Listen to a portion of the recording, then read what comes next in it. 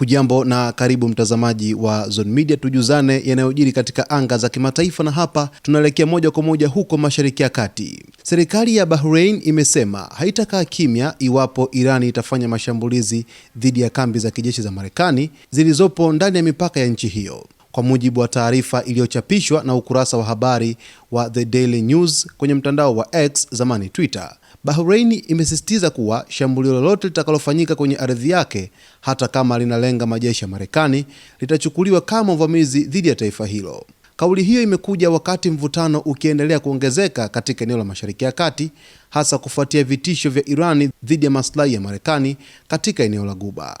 Bahrain ni mshirika muhimu wa Marekani katika eneo hilo na inahifadhi makao ya kikosi cha 5 cha jeshi la wanamaji la Marekani, US Fifth Fleet, jambo linaloifanya kuwa moja ya vituo vikuu vya operesheni za kijeshi za Marekani katika Ghuba ya Uajemi.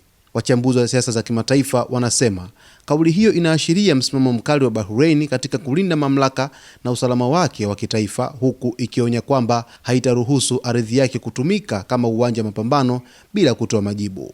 Mvutano ambao unaongezeka katika ukanda wa Mashariki ya Kati, huku Marekani ikitoa vitisho zaidi kwenda kwa Irani kwamba huenda ikaanzisha mashambulizi ya kijeshi pindi tu diplomasia itakapofeli, yani mazungumzo ya nyuklia yatakapokwama. Basi Marekani inasema itatumia njia nyingine zaidi, hasa ikilengwa ni njia ya kijeshi. Kupitia maafisa wa Marekani wamekuwa kieleza hivyo, na rais wa Marekani Donald Trump pia amekuwa kieleza hivyo. Sasa kinachotokea hapa ni kwamba serikali ya Irani imekuwa ikionya kwamba uingiliaji wowote wa kijeshi dhidi ya Marekani katika taifa la Irani utasababisha Irani iweze kufanya mashambulizi mazito katika kambi zote za kijeshi Mashariki ya Kati, ambapo Bahrain ni moja kati ya taifa ambalo lipo Mashariki ya Kati, na Marekani ina kikosi cha 5 cha jeshi la wanamaji katika nchi ya Bahrain. Sasa mtazamaji, huku mvutano ukizidi kuongezeka, lakini bado nchi za Kiarabu zinaitishia Irani kwamba endapo itashambulia ardhi yake, basi watawajibika kuweza kujibu mashambulizi hayo moja kwa moja, huku Bahrain wakiwa ni mshirika muhimu kabisa wa Marekani katika ukanda wa Mashariki ya Kati. Basi mtazamaji wetu, kwa taarifa zaidi ungana nasi hapa wakati wote kwa kusubscribe, kulike, kucomment pamoja na kushare.